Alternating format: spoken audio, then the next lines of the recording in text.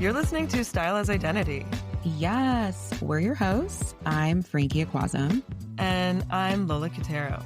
So, is starting a brand on your vision board? Or do you just love fashion and want us to talk nerdy to you? Either way, we got you. Join us as we get into aspects of the trade that you might not find online. We're uncovering truths from the founders and designers daring to build within their vision and values. These brands, they're shifting our understanding of the style status quo. And the more time we spend with them, the more we expect from what we wear and the brands that sell them. So, we're glad you're here. Let's do this. Okay, everybody, we have a first here today. Our first ever jewelry maker, designer, inventor, Ti Chang of Pleasure Jewelry.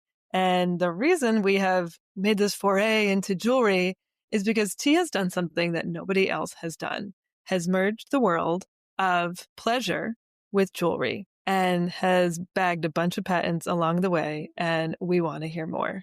Ti, I heard you bring this up on an interview, and that too many of us, we fake an orgasm because we want to get it over with. It makes me think about how many times we just do something, not because of it reflects who we are, but because it's the easiest thing in the moment, right?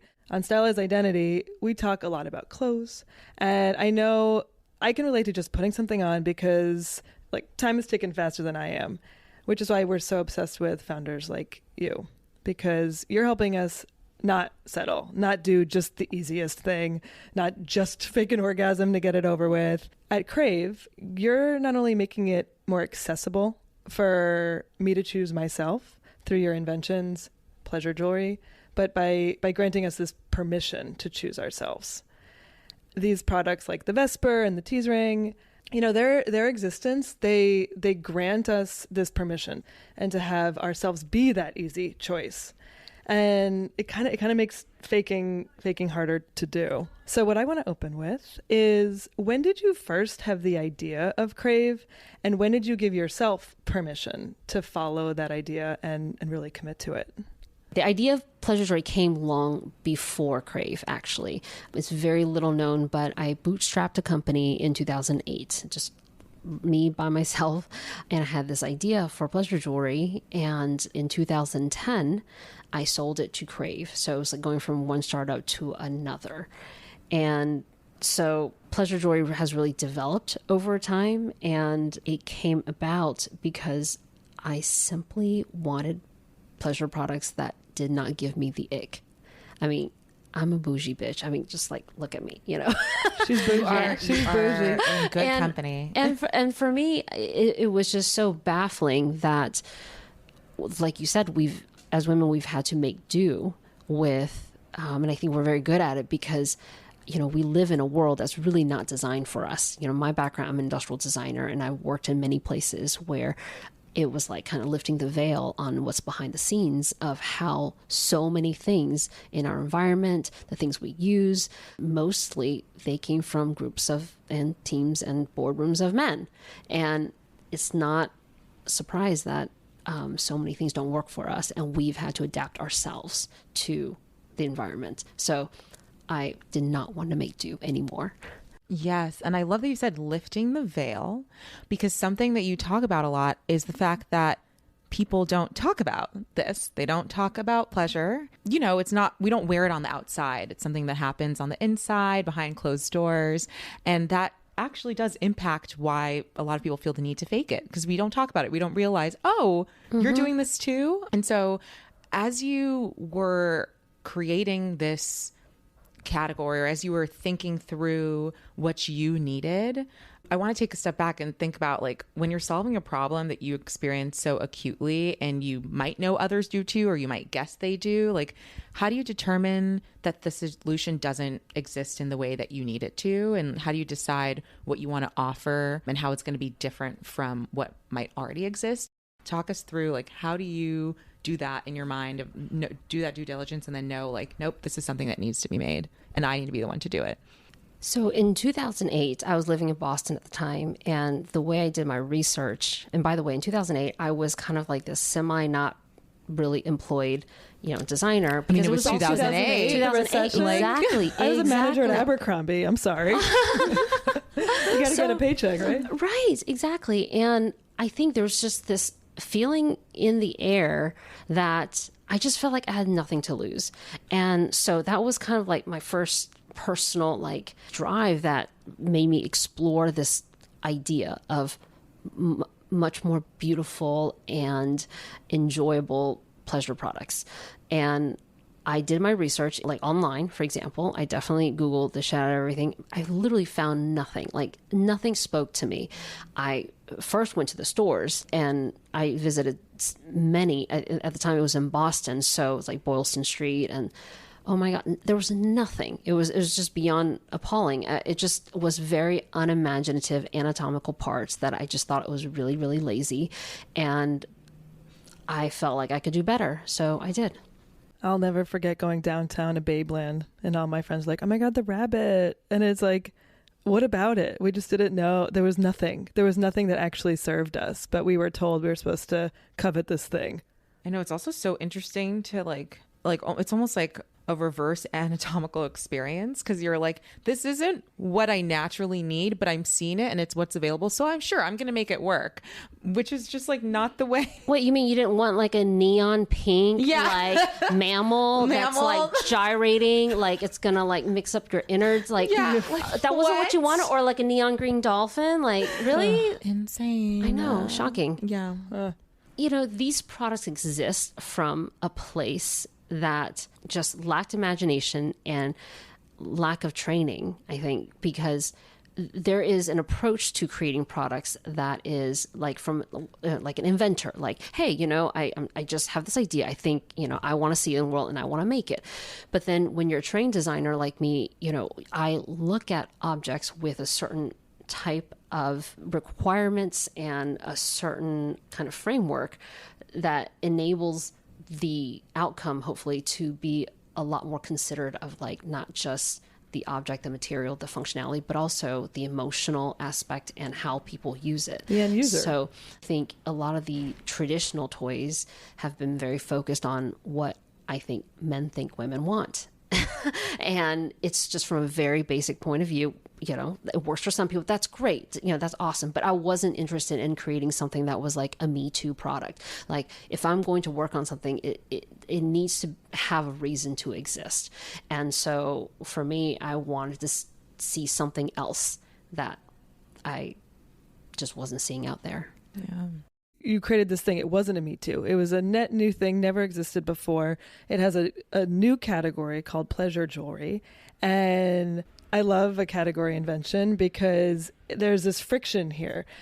There's the idea of I'm going to create something new and call it something new, which also means I have to do all the legwork to educate the consumers, right? They're going online and typing in something and it doesn't even have the vernacular or awareness that this thing exists. So they're typing in something and you are not getting served in the results because they're not looking for you. They don't know to look for you. You bring up an excellent point because the fact of the matter is I created something no one asked for. Yeah. No one was asking for a vibrator on a chain. Okay? You're Henry Ford. Yeah, truly. I think of that as silent demand. A lot of innovation is very closely mapped to what people think people need based on what data exists, right? But if nobody's talking about this very, very like crucial need that women have, then how's anyone gonna think about, oh, maybe we should invest a ton in that?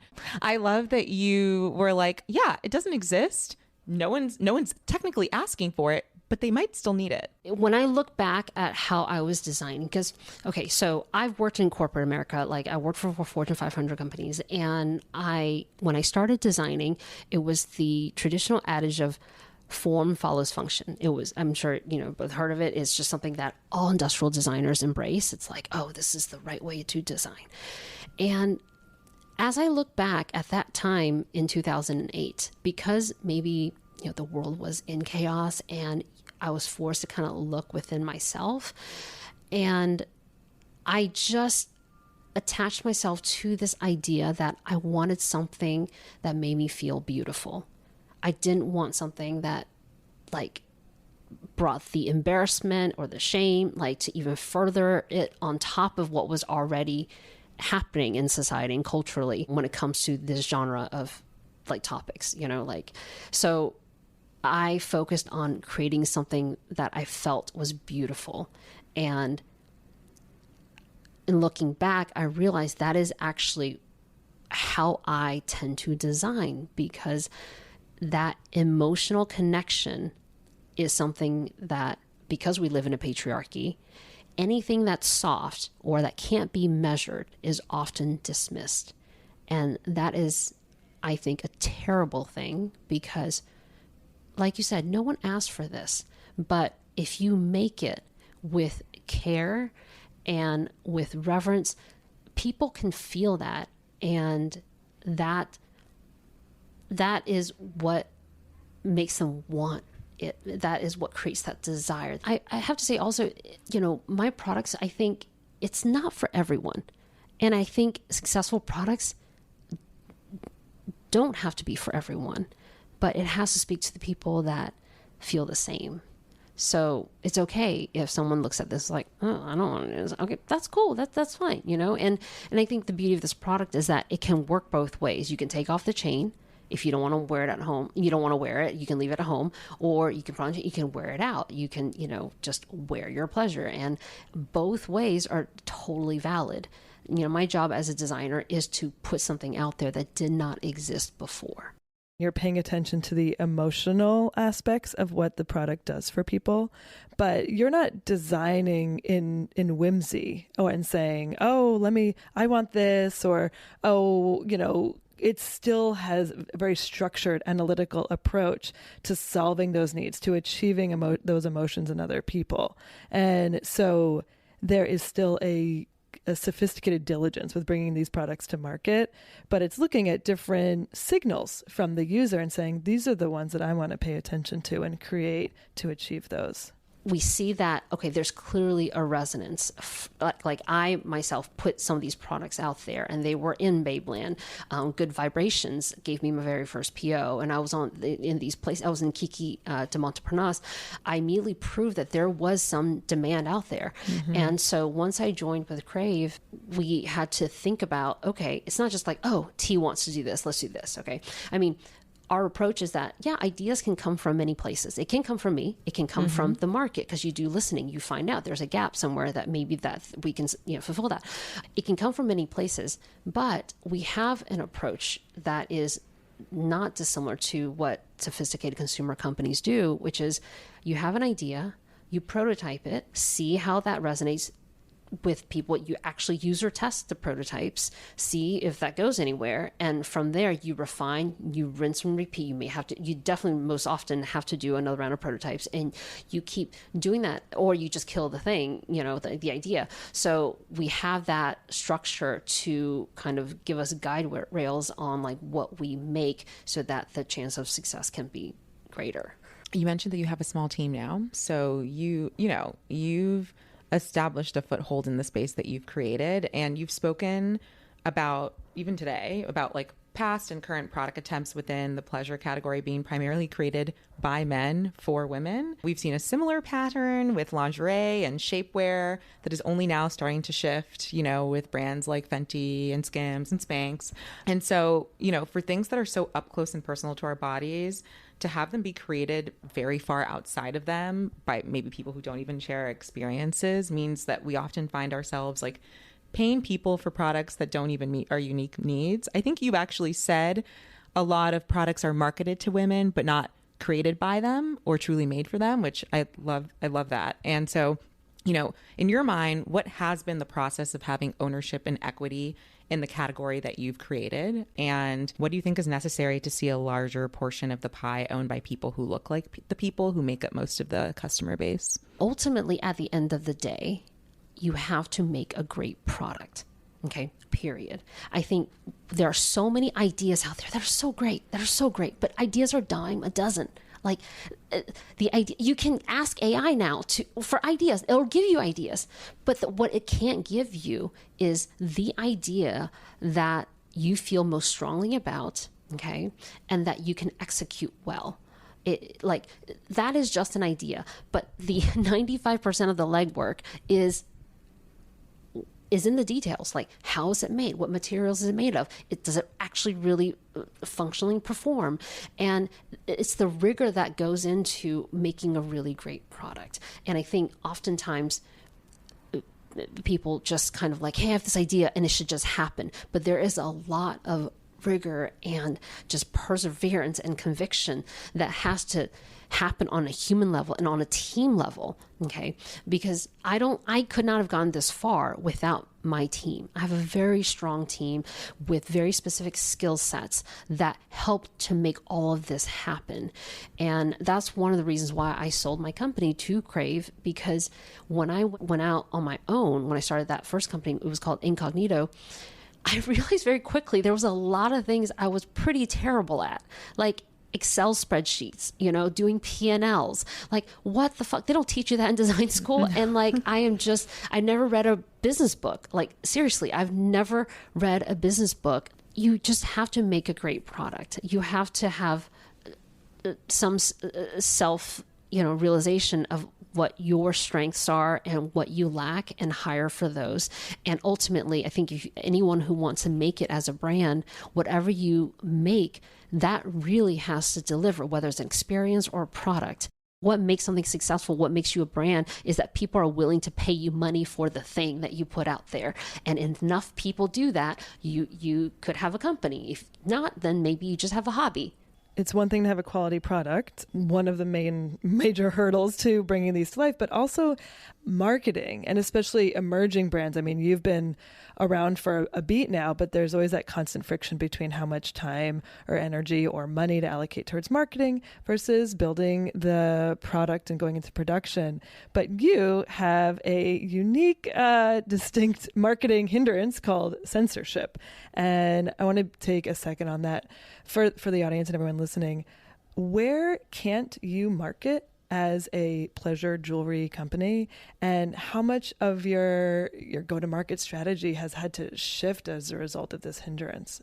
So we've been around about 14 years, and we have never been able to advertise up until very recently. And we haven't even done that. How recently? I would say maybe Scared like 3-4 months ago, maybe.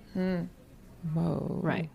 I mean, y'all have been around a while, like observing companies, and you know how there was a time not far away, like a few years ago, where companies or people will just create like a website and then pump a lot of money into social media ads, and then boom, they're like suddenly like $1 million company.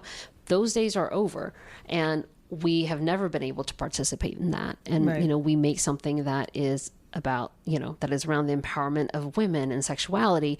It's funny, like on social media, it's okay to sexualize women, but it's not okay to empower women's sexuality. It's just mind blowing. So that has never been available to us up until very recently. What has shifted to make that available?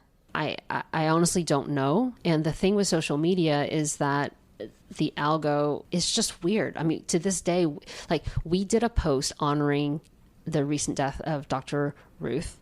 It was a carousel, all text, honoring her work, and that was flagged on Instagram. And in fact, it was flagged like when we posted it when she passed, I think last month, and we just got flagged on it again. And so every time when something is flagged, suddenly our entire account is not being shown to people. And this is the song and dance we have to do all the time, and it's so frustrating. We're constantly getting throttled. We're constantly having to appeal. We win some, we lose some, and this is simply not evenly enforced across the platform. One part I want to go in on. So your ad can be flagged, right, for several reasons. Well, not even ads, like just a regular post. Your regular post.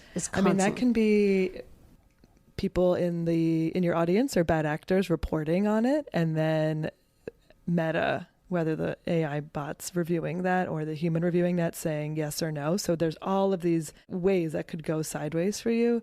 But when you were able to start running ads a few months ago, was that because you had kept trying every few months of like, let's see if it works now? What made you go back to it and say, now's the right time? Was it the FCC ruling? Yes, I think that definitely helped with us thinking like, well, let's try it now. It's one of those things like, it was never available to us. And so we kind of just totally dismissed it. But then it's like, this could be something new. We're in new and unprecedented times. And so let's give this a try.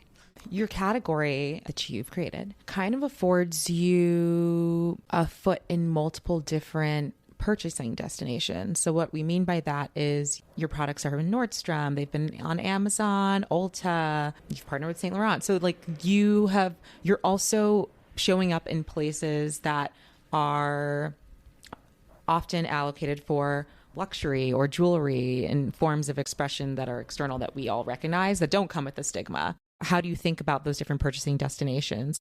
Ultimately, we want to meet people where they are. And so we find that, yes, majority of our customer acquisition is online D2C. However, we very much value stores, boutique retailers of all types, because what we find is that our products get discovered by people in all different types of places. As you mentioned, we were at CES, we're at Dinosaur, and like, it's just the way that when our products show up, it's always very surprising to find what resonates in like these various places, and I think because it's jewelry, it speaks to self-expression. We've been in gallery, museums, and also some of the high luxury places like in a Saint Laurent store. So it's always surprising to me, but we're also in some of the traditional places. Believe it or not, I think that's also great, because in some places in America, those traditional shops are like the only shops they have access to. And if the store owner thinks that there's a demand for our products, we'd be happy to sell to them, because you'd be surprised at like some of these rural, shops, like in these, that may seem shady or whatever, but like they're doing some frontline sex education that otherwise the people, would not have access to. So yeah, we embrace, retail channels of all types. Shifting gears from marketing, I want to ask a little bit about product, because stylized identity, we love a good product conversation, and how it relates to sustainability. You're an innovator, but also a waste creator, and your products do reach an end of life and go into a landfill. And so how do you reconcile that? Yeah, no, that's a great question. And I'll be honest, anything we make that's not totally organic, it doesn't disappear. The way we have reconciled it is that we believe we're making finer and fewer things. And what we make has a certain value because of the care, the craftsmanship, and the thought and the originality that went into the product, that people cherish it for much longer than they would with a cheap, like, plastic product, they buy elsewhere. I mean, this is one of the reasons why we lean into metal for our products. We have stayed far, far away from using plastics from the very beginning. We've been using premium metals like stainless steel. And if there's plating, we make sure it's nickel free so that people don't have nickel allergies. I mean, we do everything we can within our powers to create the best product we can, so that in hopes of people using it for a really long time and cherish it. And those are your own standards, because it's external device. So you're not held to any commitments to need to do that. That's from you within. Yes. A lot of modern companies, we have to self-police. And so this is what we've chosen to do. I mean, every time we have a new idea and we are bringing a new product to market, we always make sure that it's user tested, like first and foremost. I mean, because ultimately, I think when you make things in mass production, you have responsibility, because you are creating tens and thousands, of products. And if you don't get it right, those things just go straight to the landfill. And so the best way that we found, that has always been the foundation of how I design products and how Crave has designed products, is that we ask people, we send it out for user testing multiple times with prototypes, with production samples, with first articles. We do this rinse and repeat until we feel like the product is ready and has resonance. And if we don't think it is, then we kill it. Frankie, it reminds me of the thing you always say, just because you could doesn't mean you should. And yeah, like Crave's like, should we? And the market's like, yes. And then the materials that they use are like, yes. And then they bring it to life and everyone's like, yes. Because you are quite literally the world's first crowd-funded sex toy. That's correct. Cue the applause. You are quite literally, as Lola said, bringing things to life that people have raised their hand for. So what did this crowdfunding approach enable you to do? And do you crowdfund every product that you launch? Yeah. So our first crowdfunded vibrator, which is the Duet, is now we call it the Duet Classic, was launched in 2011. And that was about a year after I joined forces with Crave. And doing that at that time was really important because, believe it or not, that was actually all the rage back in those days, you know? As over time, we actually pretty much crowdfund almost every product. Now, back in those days, we had just started. And so, yeah, like, you know, we didn't know how many people would think this USB rechargeable Vibe is a good idea. When we saw the excitement, we met, you know, our goal, like, I believe within 48 hours, which like for those time, like that was kind of crazy. And it just kept going.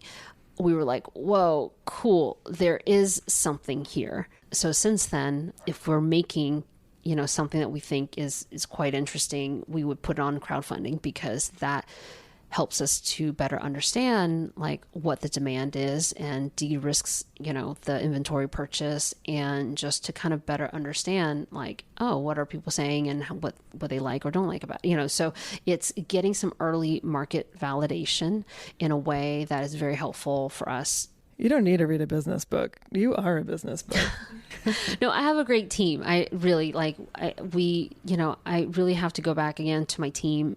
I'm surrounded by people who have such strong skill sets, and they have the reverence for the line of work that we do. And I say that because people often, when they look at taboo spaces, sometimes cannabis, sometimes sex, you know, and they think it's like, oh, it's like automatic cash machines, like cha-ching, you know, we just have to put some half-baked idea out there and it'll just be a fucking gold rush. And that's not true at all. It's people suss out shitty products, and whatever you make is just like you're building a business. You know, a business don't just happen overnight, and if you don't have the love and the reverence for it, it's just not going to work. And so I'm just really, really blessed, and I love my team that like we all have such passion and care for what we do. And that's how we've been able to bring Crave, you know, to this point, you know, for the past 14 years. And speaking of protecting what you've built, People making shitty products. You have like a dozen patents, utility, design. Why did you get them? Well, from a business, you know, standpoint, it is to, you know, contribute to the overall, you know, our patent portfolio that increases the value of the company. I mean, that's on a very basic level. But yeah, we also believe in what we've, you know, created that is new and different. And we just wanted to, you know, try to protect that. But ultimately, you know. Does it protect you? Truthfully, I think patents,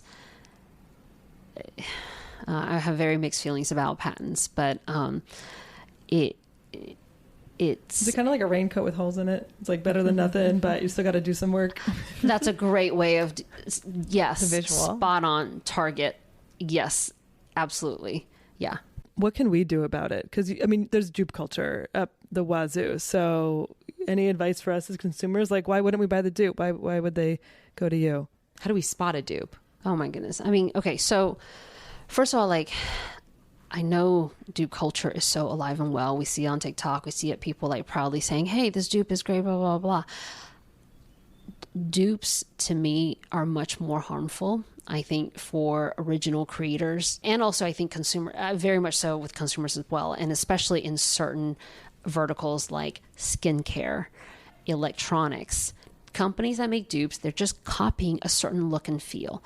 You don't know what's going into it. They're not putting that time in R&D, okay, which is a huge investment cost for companies that makes the original product. And they are not putting in the time in the quality control to make sure that this is actually safe and this is actually working well. These companies, you can spot them a mile away. So like if you see something, you're like, I don't know if this is, go to the about page of that company, if they even have one. Okay.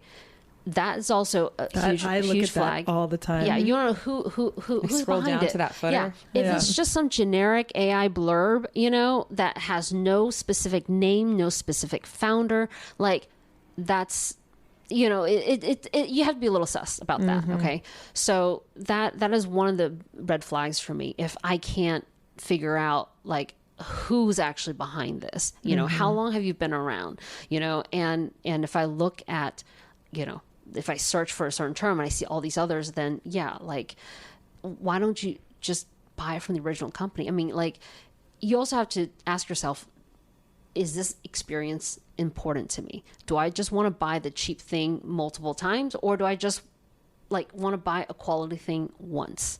Just think a little more carefully about where you're spending your money. Somebody's paying for it. Right. And it might be you. Exactly. You might be paying for it in different ways. Exactly. So tell us, how can we help you? What do you have going on? What's next? Yeah. What's next for Crave? Well, we have a ring that's coming out. It's called the Tease ring. We did a limited edition drop. Is this a tease on the tease? Is a tease on the tease. Spot on. Yes. So that's going to be coming out and it will be officially launched and widely available. And please tell, your friends and family, lovers about Crave. If you think they would be into some intentional, well-made products that elevates the pleasure experience, like look us up at lovecrave.com. Thank you, T. Thank you, T. Hey everybody, Lola here. Thanks for listening. Style as Identity is part of the Majority Group, which is focused on spotlighting and supporting the brands that make us feel seen. In addition to this podcast, we offer business and strategy advice to brands, have an investment arm, and more. Basically, we want to see you win and do what we can to make it happen. For more info on us, head to themajoritygroup.com. Love ya.